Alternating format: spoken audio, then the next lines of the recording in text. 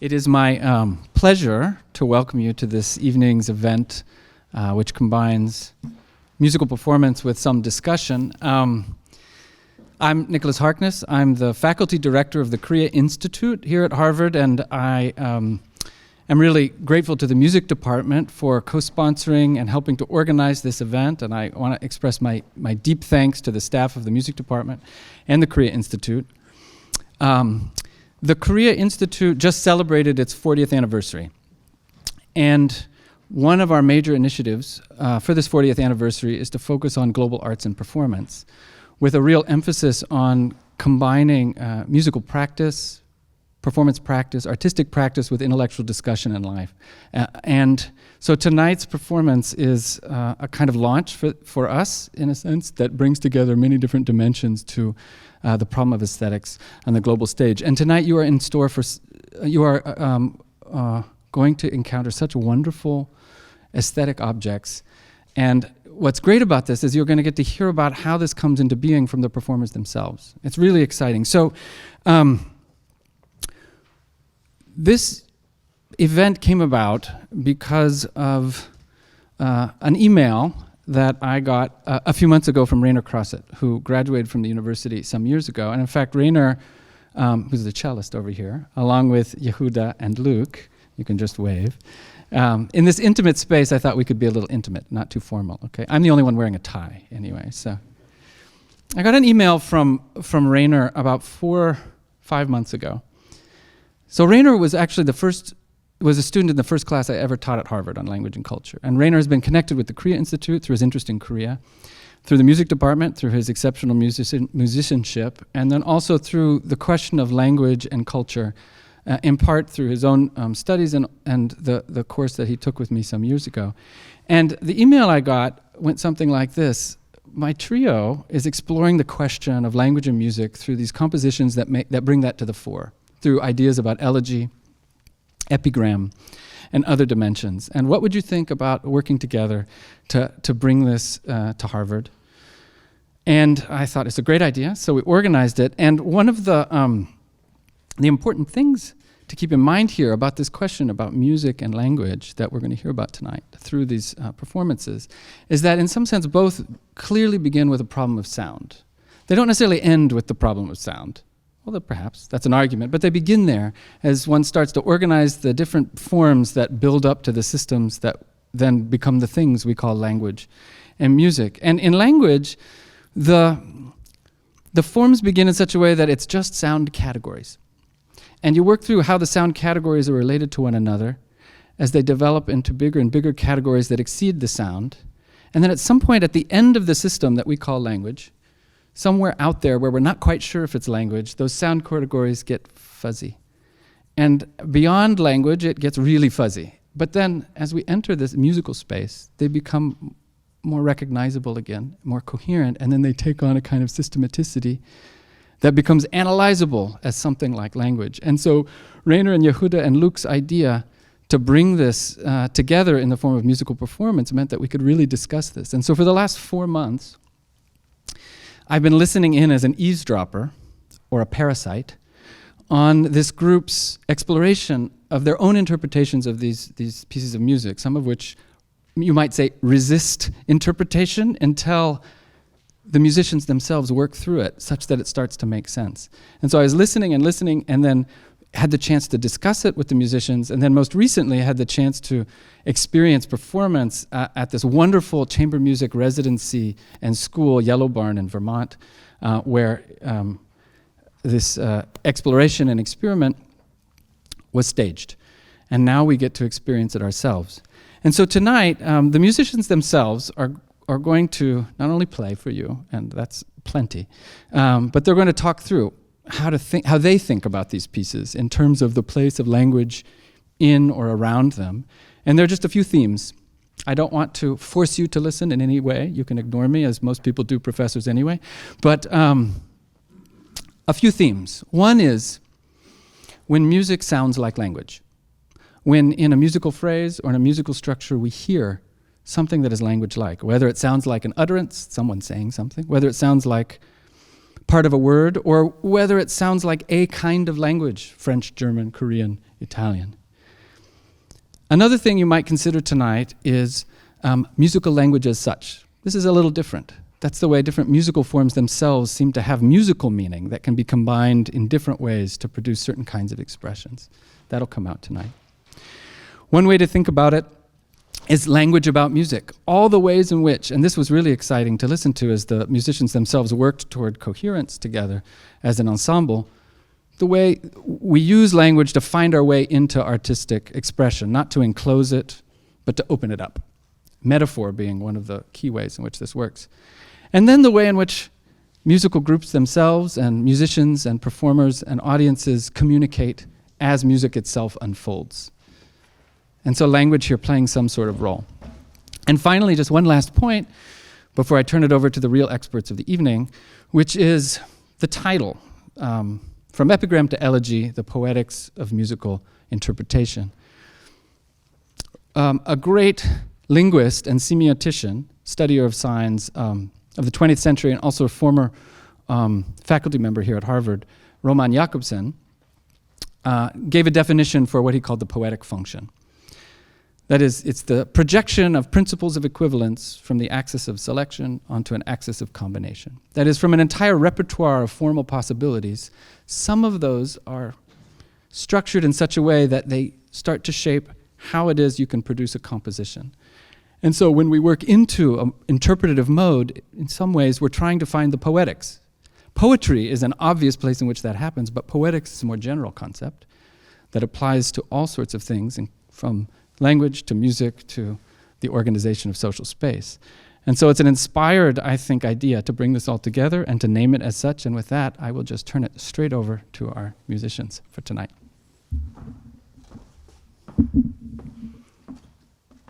Thank you so much, Nick, and thank you. It's so wonderful to be back here at Harvard, to see so many familiar faces. We're really grateful to the Korea Institute and to the music department here for hosting us and welcoming us in this endeavor. So I just want to introduce the first work that we're going to play for you tonight, which is Josef Suk's Elegy.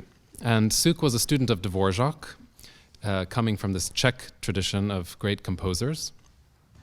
And we chose this work. It's titled Elegy. It was written in honor of a famous Czech poet, Julius Zayer, who had died the year before. This was written in 1902. And it was to be premiered outside in Prague with the musicians in front of a curtain that would open and reveal the fortress Vyšehrad, which overlooks the river and the city, at some moment in the piece. We don't know exactly where. But that's about the only sense in which this work is programmatic. So we know it's an elegy for a poet, and we know that Vyšehrad is a symbol of Czech national pride. And so there's a sense of it being an elegy for a lost past of Bohemia as well. But what's interesting here is, as interpreters, we have nothing left except for that to work with. We have to go to the text, to the music, and to look at basically what are two contrasting materials. One, which is very nostalgic, yearning, kind of constantly rising upwards, which we thought of maybe as the gaze of the listeners looking up toward the fortress. And one which is much stormier and turbulent, and perhaps recalling an epic poem that Zayer wrote, which was also entitled Vyšehrad, in the name of the fortress. And these sort of poetic opposition between these two ideas and the way they reconcile at the end of the work is what we were grappling with in this piece. And I'll leave the rest of it to the music to speak to you tonight. Thank you.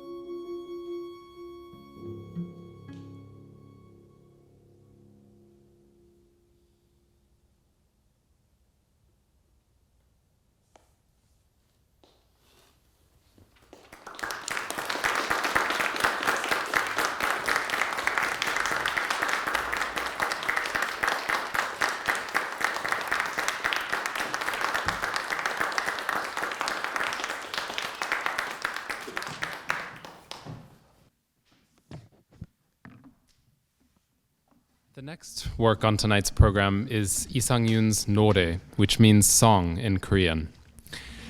Isang Yun is one of the most wonderful composers of the 20th century whose music, I believe, is underplayed and underrepresented in concert halls. He lived a fascinating and also somewhat tragic life. He was born in Korea before the Korean War and before the division, but after the war went to study in Germany, to study composition at the University of the Arts in Berlin. And he spent several years there, also traveling back and forth, back to both what had then become South and North Korea to do research into Korean traditional music, which he was fascinated by and wanted to incorporate into his own musical language. Unfortunately, because of the governmental situation in South Korea, they became very suspicious of anyone who was going to North Korea, and they thought they could be potential spies. And so Isang Yun, as well as some other artists who were living in Berlin, were rounded up in the 1960s, taken back to South Korea, interrogated and tortured for several years. Luckily, he survived this and was able to return back to Germany and live safely there in a kind of self-exile for the rest of his life. But his musical language became more and more fascinating. This piece was written in 1964, before these tragic events occurred.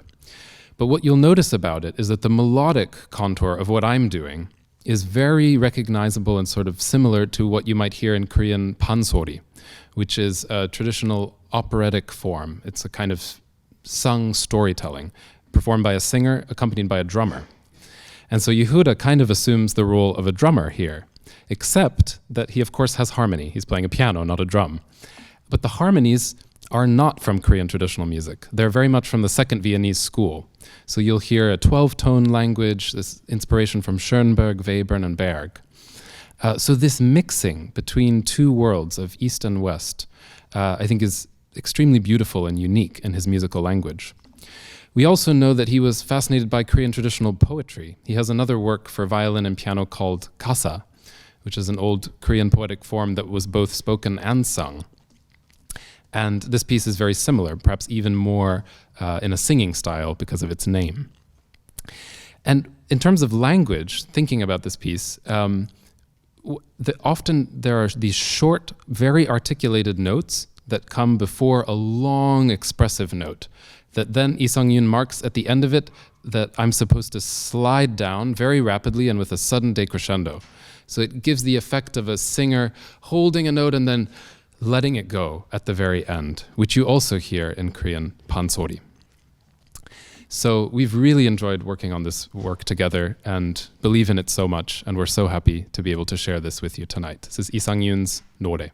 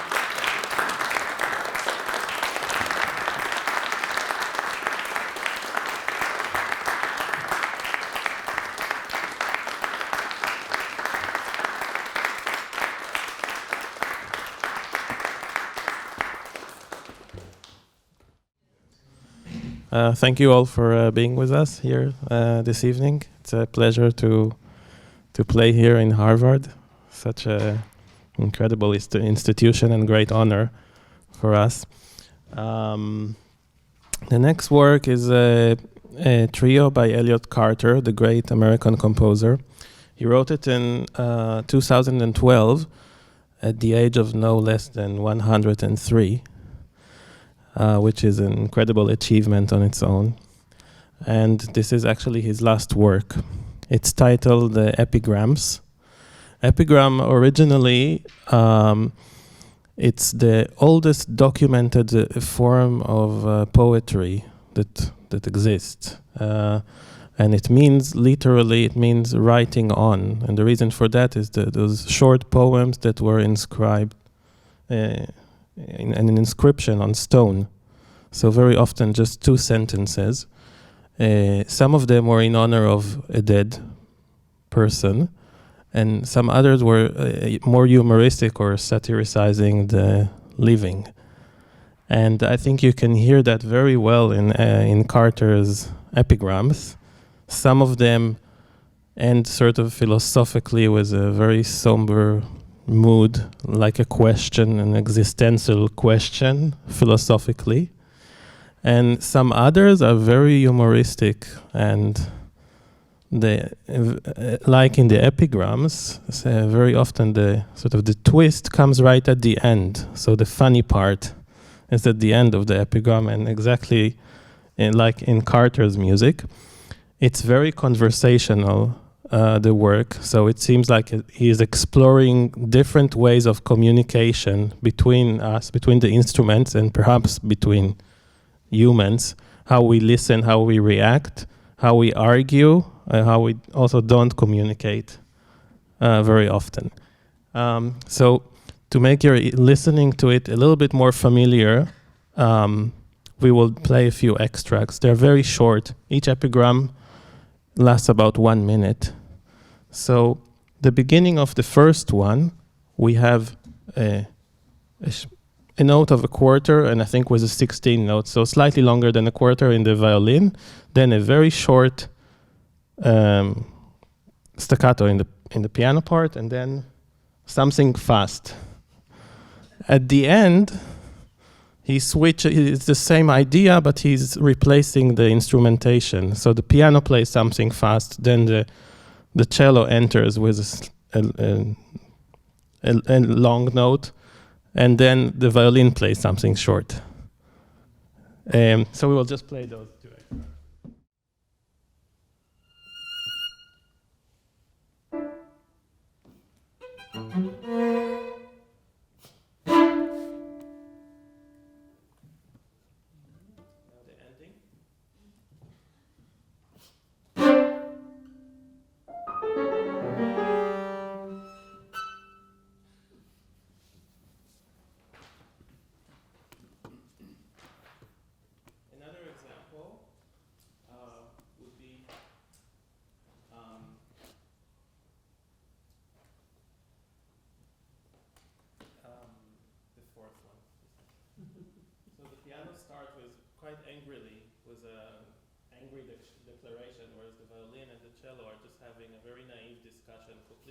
Ignoring what he just shouted.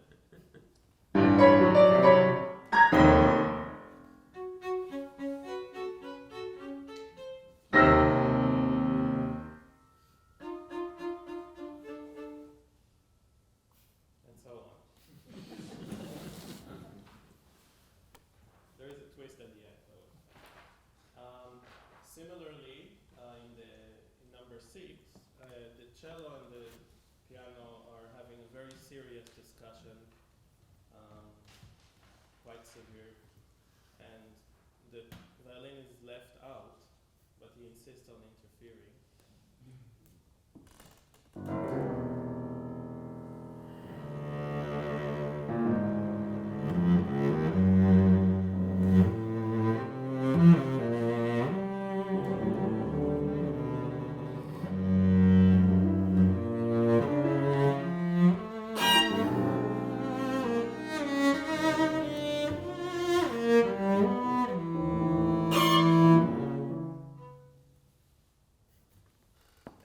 have to hear later what happens. The next one, in number 7, it's all pizzicato, and the piano is imitating the pizzicato sound. So he writes una corda throughout the entire movement, which is the left pedal. And although sometimes the pianists have to play loud, but still he wants the kind of sound that will sound like the strings. And we are trying to be together, but we're never together. So in rehearsing it, we discovered that we're not together. That's a good sign.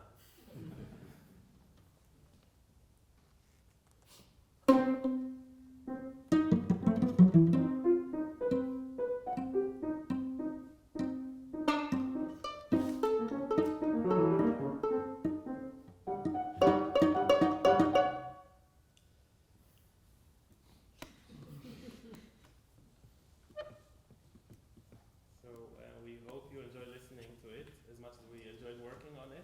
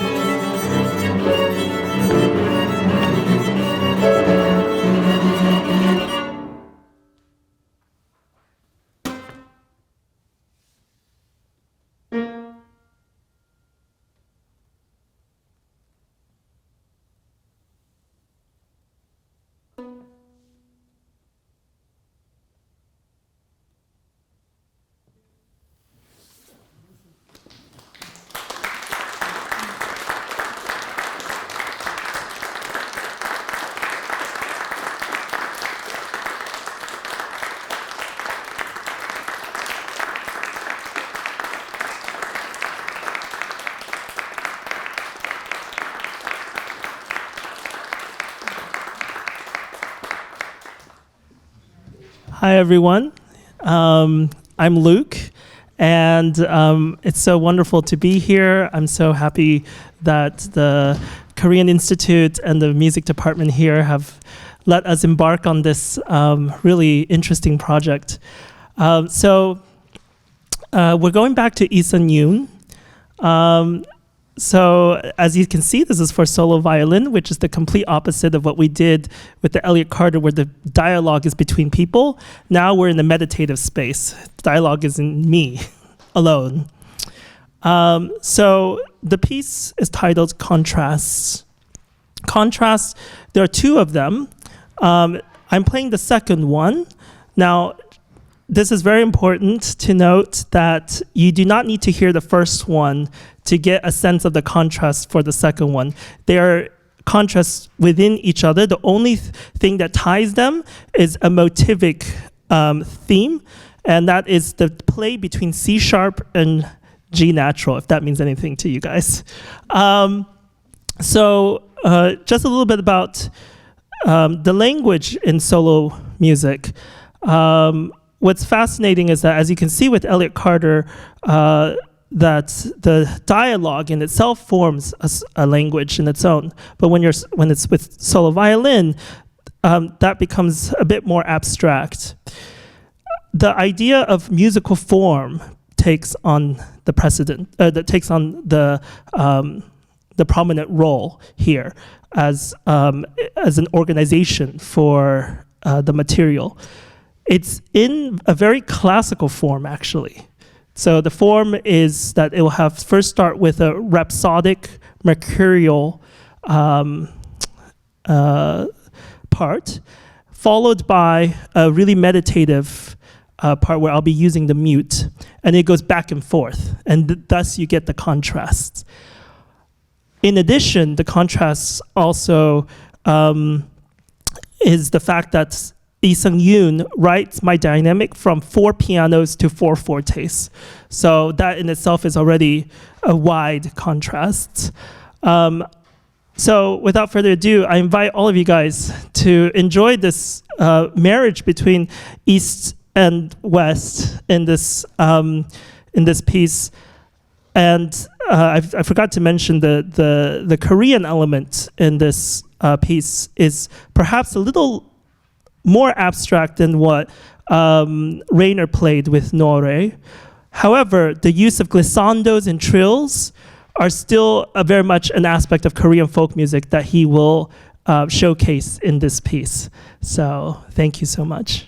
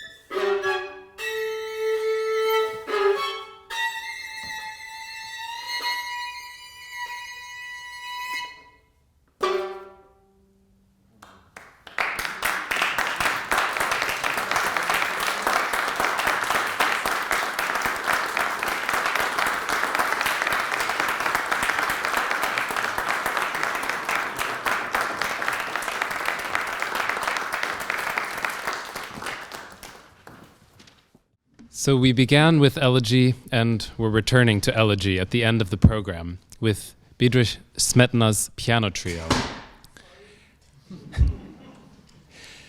Smetana was also a Czech composer, like Josef Suk, but from an earlier generation.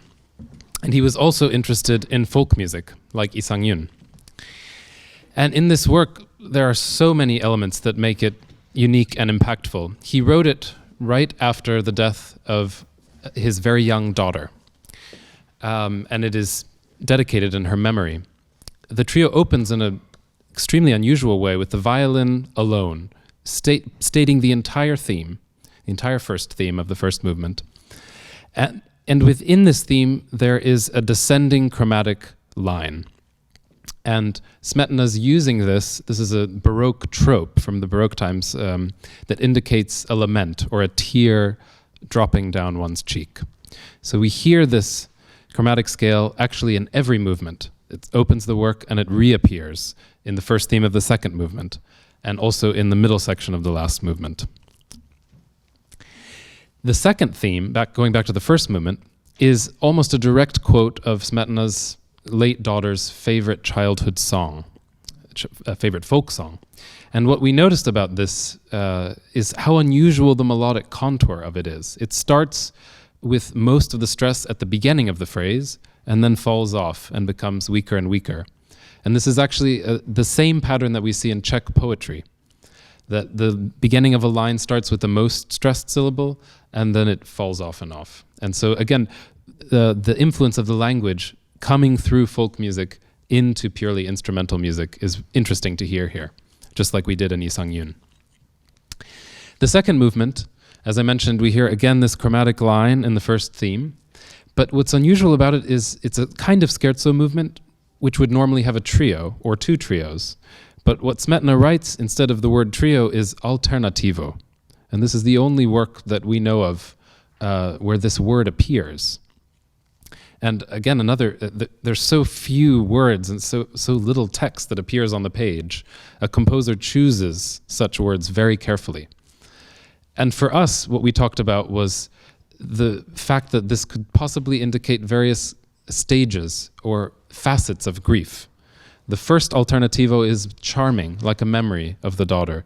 The second is maestoso, majestic, ceremonial, like a procession.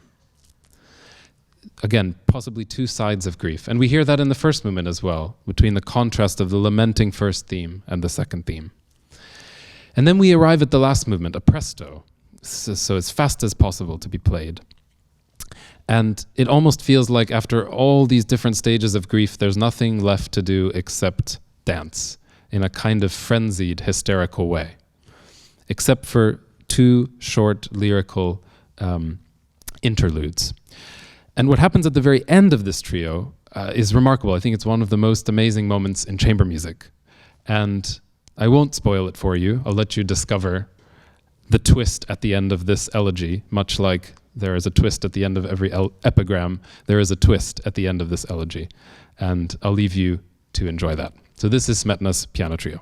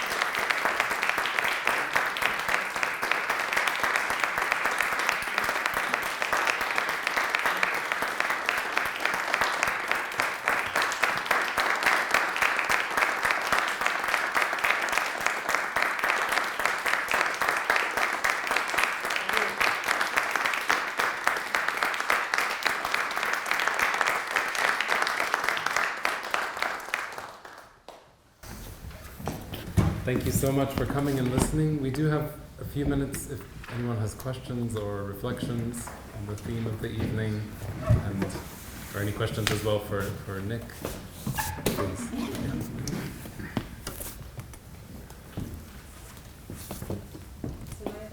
Yeah.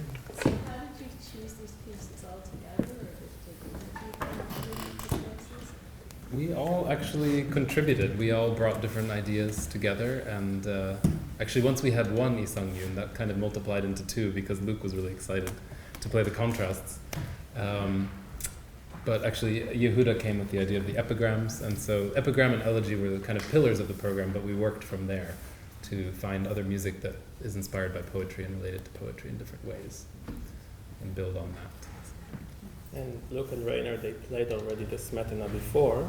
For me, it was the first time. So How can you understand pansori in Korean? How can I understand it? Pansori. Pansori, yeah. Pansori in Korean.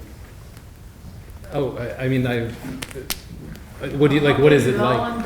Yeah. Well, how did I listened to it a lot. I mean, I really love this genre. I think it's so beautiful and expressive. I've never heard a live performance, but I've listened to many recordings on YouTube.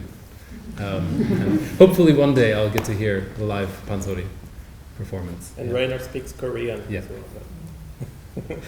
I studied Korean here at Harvard, yeah. Please.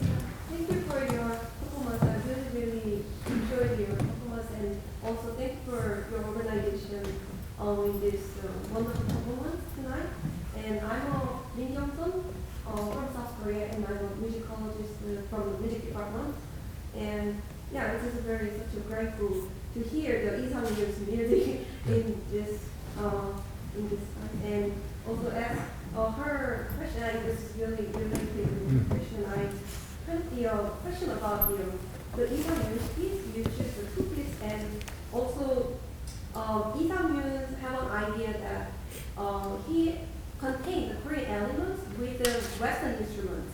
And he also talks about the Korean culture things, as you mentioned, the pansori, another Korean singing or Korean traditional culture stuff, kasa or something. Yeah. And I wonder that, there is kind of intercultural dialogues. Like I hear that Isang Yun wants something telling about intercultural beauty or intercultural Korean, Western, like into sound. And even if Isang Yun using the Western instrument, and he also approached the distance culture in Korean or East elements. And I wonder that how do you think about the Koreanness in Isang Yun's piece, and how do you approach the Koreanness? Because it's very unusual for you to understand how do you approach these elements, and what is your understanding? Yeah, thank you so much for the question. I think we can both respond because the two pieces are actually very different. We can all respond. Yeah, we can all respond. Yeah, the Nore piece was written 20 years or so before the contrasts. I think, as Luke said, the language and the contrasts gets a little bit more abstract. You still hear the Korean elements, but in Nore, I think I approached it by trying to listen to a lot of Korean traditional music, so pansori. And other things to try to get, because this glissando with a subito decrescendo on it actually was really hard to do at first because it's not part of, my language with the instrument. I wasn't used to doing that and creating that sound so that you hear the gliss, but it's not it's not the loudest part of the note. It falls off. So that kind of thing. And then with in Nore, there's this middle section with a lot of pizzicato sounds. So I was also imagining and trying to think of like what Korean traditional instruments like kayagum or what other instruments those sounds might be similar to and to imitate it. So also with the vibrato, tending to use a wider vibrato for that, and the vocal music, because I noticed in pansori that the expressiveness in the vibrato, the range, that it could go from very wide to also much narrower. But yeah, I think what you say about the intercultural dialogue is so important and fascinating with the music, and I think also refers to his own life, of being self-exiled in the West, but not, by his own choice. He was not welcome in his home country anymore. And I think that he thought in the music that was the way to bring these worlds together, even though he couldn't bridge that gap himself as a person because of what happened politically to him. Yeah, but I don't know if you want to say anything more. Yeah, my case is a bit more different. So I don't know if it's because I was just performing the Bartók solo violin sonata, but it really reminded me of Bartók, the way that it was constructed with my piece, in that there are these tonal centers, right? Like, as I said, this first started with the C sharp, then D has its own color, then E, then F sharp. So it kind of, it reminds me a lot of actually Bartók's musical language. And I think he's thinking, in my opinion, it's almost like these Western influences are not only a way to broadcast the Korean folk or Korean music, Korean sound style to a broader audience, but it's also enriching it. I think it's telling maybe a future generation of Korean composers to not be afraid to use these kinds of compositional tools that have been utilized by other composers who are not Korean. And I think that kind of diversity makes that kind of musical diverse influence makes this music even richer. That makes sense? Yeah. You also said something that in the way that Korean is written, so every word is...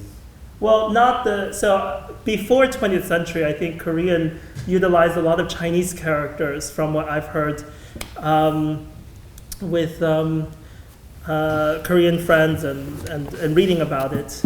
And I don't know, like, if this has an influence. I was just speculating that a lot of, I mean, I don't come from a Korean background, but there's some influence for sure between Chinese classical music and Korean classical music. And one of the things, at least in Chinese classical music, that's really interesting is it's not that there aren't any phrases. Of course there are phrases, but that's not the most important thing. What's more important is the color of each note and like of each character in a way. And it's almost like, I don't know, like calligraphy. I wonder like that it's much more individualistic in terms of how it's written rather than like English. You know, it's much more abstract actually. Like it's just using alphabets. So I noticed it a little bit in Isang Yun's music, actually. This and it fits really well with Bartók's concept as well, right? This idea of these tonal centers that kind of, I don't know, that Isang Yun like explores the color more. Like I can show you like an example really quickly. For instance, like here, he's really exploring A, the note A. But then it's like A minor, but no, A major. Then he goes to G sharp. And that has its own color, right? And of course you can say there is an overarching phrase, but it's much more like this rather than like Wagnerian, you know, this kind of like never-ending phrase. You could have, for example, in the same bar, perhaps 4 or 5 dynamics, a different dynamic for each note. Yeah, it reminds me of opposite tone technique. Yes. Like a center tone, where Yes. like the A and G sharp or A flat. Yeah. Like a curvy sound and also, yeah, it reminds me. Of course. And of course, this is not only from Bartók. Actually, it starts with Bach. I mean, he was the first one to really like explore this kind of concept, and then expanded by Mozart, really explored by Beethoven. These, you know, tonal centers, right? You can almost analyze them like he's really fixated on this, and of course goes all the way to Brahms, Schoenberg, Debussy, and Bartók. But I think Isang Yun is continuing this tradition, this very, very meticulous architecture, and then putting an Asian element, putting a Korean element into it. Yeah. And of course, I think these melismas in the sort of the melodic line, it comes from the second Viennese school, you know, Pierrot Lunaire and this kind of Sprechgesang, the way that it's sang, but it sounds different. It sounds as if it's, if you like, appropriating Viennese culture in Korea, which is really not a good thing to do. But yeah. Thank you so much, your answer. That was very helpful. We're running a little late, but if there's one more question. Professor, Back to me. Oh. you said you had observed these musicians rehearsing Yeah. Well, yeah. Go ahead. and using language as they worked out the pieces. Yeah. And what surprised you or what did you observe about their use of language, trying to get at the aesthetic of music, which is often beyond language? It's a great question. In fact, how should I put it? The language itself was not surprising. But I think one of the things we don't notice very often when we see a performance is how much language leads up to it. How much language is, in a sense, built into what we just saw. And then it's removed in the event, except in an event like this where we kind of force it back in. But I was really lucky that for the last 4 months or so, I've been able to listen to their first, in a sense, encounters with this music in a real serious sense as they work to find one another through the music and build an ensemble, and that the music itself started to take shape as the ensemble takes shape in real time. And one of the things that someone like me studies is how social groups form and transform and change through precisely that process in all sorts of ways. So I saw it happening over time, and just the absolutely central role that language played, and also exactly, as you say, to those limits, in which someone would say, I don't know, let's just try it again. You know, they can't quite get to it, and they would, and then there were other moments in which where there'd be a discussion, you don't mind me spilling the beans here, but there would be a discussion, and it would move around a bunch of different things until at some point someone would find a principle or a metaphor or something that just allowed the next step to open the music back up again. So I think what was mostly fascinating, it wasn't exactly surprising, but what was so fascinating for me was just how much it's just built into everything we heard tonight. And then once it happens live, it far exceeds it, is the point. So.